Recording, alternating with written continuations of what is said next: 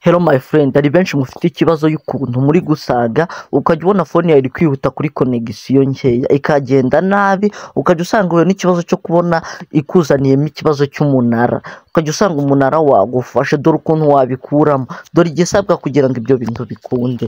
Ugasanga phone yawe ntacyo udakora pe, ariko phone yawe ugenda gakeya.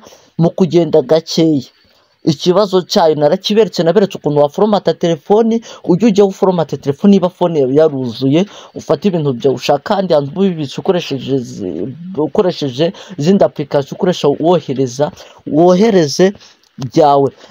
Ndagusaba wowe muntu mushyashya kuno muyoboro wacu wa YouTube, ndagusaba ngo dushyigikire komeze. Niba uri mushyashya turakwakiriye, nawe usanzwe uri kuri no muyoboro wacu wa YouTube tuguhaye ikaze, turagukomeza kugushimira icyizere udahwema kutugirira. Icyo ndiri bukore rero, phone yawe nibihura n'ikibazo cy'uko ntacyo udakora pe, ikaba yihuta ukaba ntacyo udakora, dore ikisabwa rero. Ukajya usanga phone yawe kuri connection igenda gake, usanga bari kugwereza ikibazo cy'umunara, dore icyo wakora. Urinjira muri setting yawe, parameter akenshi nibo bakunze kwiyita, winjiremo hano ngaho, wituza hano ngaha, hano uhinjire. Ukimara kwinjira bakuzana hano, urahita uza ukanda hano kuri simukadi ya mbere cyangwa iya kabiri bitewe na simukadi, urebe niba iki kintu cyemeje. Nusanga kitemeje hano ngaha, ubu bwoko uhitamo ubwoko tukunze gukoresha cyane ntibazabashuke, ni ubu bwoko bita 3G.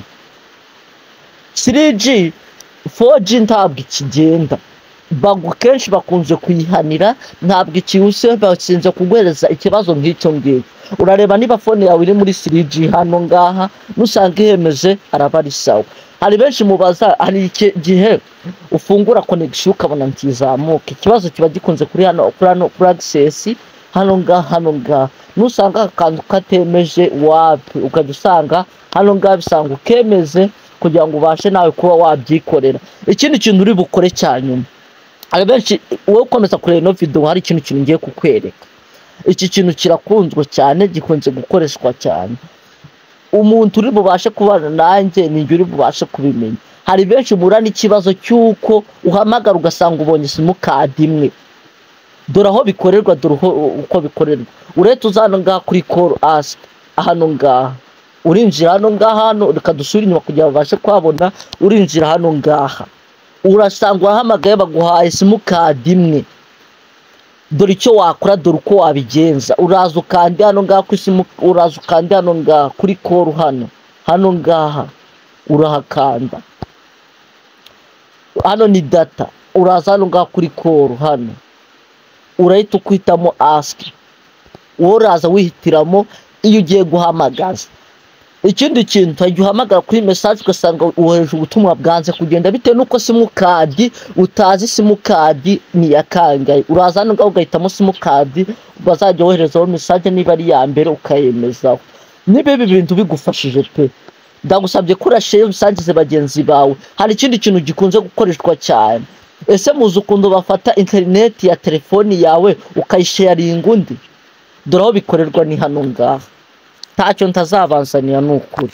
Hano ngaha, hano uraza ukahemeza, wamara kuhemeza ugahita uza hano ngaha.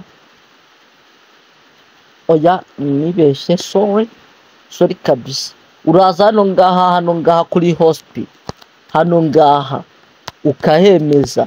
Ukimara kuhemeza hano ngaha rero uhitamo niba ugiye kujya sharinga umuntu, dore igisabwa. Uraza ugafungura share hano ngaha, ariko twebwe turaza hano ngaha aha. Uraza hano ngaha ugahitamo password uzajya ukoresha, n'urugero niba yari password yanjye nkoresha kuri hospital, niba ari ingi ku buryo ndajya nyifungura na network, umuntu yajya hariya kuri wifi agahita abona ino phone yanjye. Dore ubwoko bwa telefoni yanjye n'ubu ngubu. Niba aka kantu kagufashije, ndagusabye gasharinge bagenzi bawe. Aho wahindurira password ntahandi ni hano ngaho, ukayimara kwishyiramo ukemeza, password yawe ikajyamo, nawe ukajya ubasha gusharinga umuntu bitewe nuko ubishaka. Ndabakunda cyane mwebwe mudahwema kudukurikira kuno muyoboro wacu wa YouTube. Ndabashimira cyane mwe mubana natwe.